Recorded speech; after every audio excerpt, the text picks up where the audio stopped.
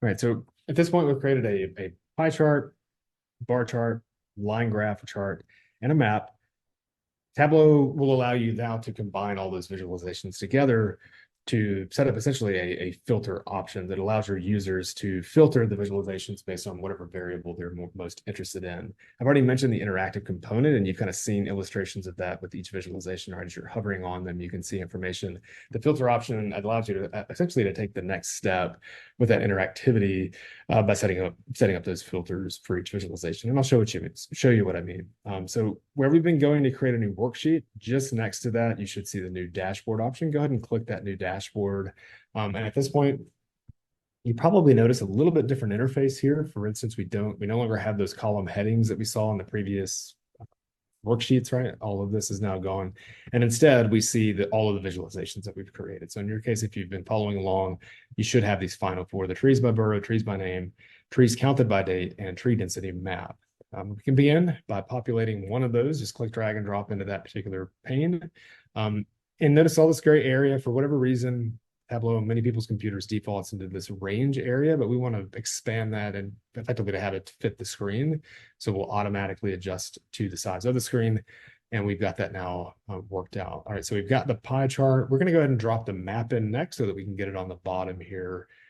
So we're going to put it down below and have the pie chart. And from this point, then we'll drag in the, the bar chart and the line. I'm going to move that. Let me undo that. I want to make it a little bit more evenly distributed.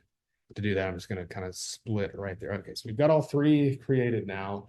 And we also have quite a bit of these filter options, which are perfectly fine at this point. But right now, if I click on, let's say, this particular postal code, I can zero in. I can do the same thing on the density map.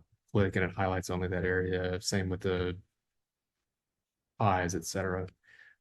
So that's nothing new. But if we want this to say, for instance, if I were to click the Manhattan section of the pie and I would want all of this data to filter, then accordingly, or in other words, limit or filter by that particular borough, I need to set up those filters. Instead of do that, click on each of these individually, each visualization individually. See when I'm clicking on it, you get all of this kind of options up here.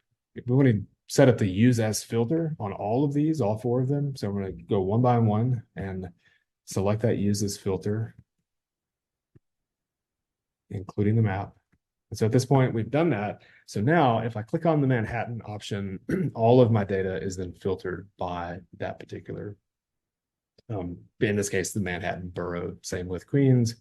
We can go by particular trees. It's very hard to see, obviously, so maybe not ideal, but just for the sake of example, now we can see everything based on the Norway, or is it, yeah, the Norway maple. So one of the things that stands out here is obviously the majority of those Norway maples were counted in Queens, and you can also see it kind of populating here on the map as well. So that is kind of a quick summary of how the dashboard works as an additional feature using that filter option.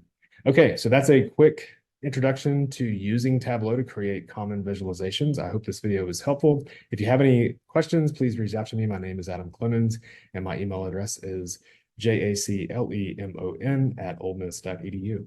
Thank you.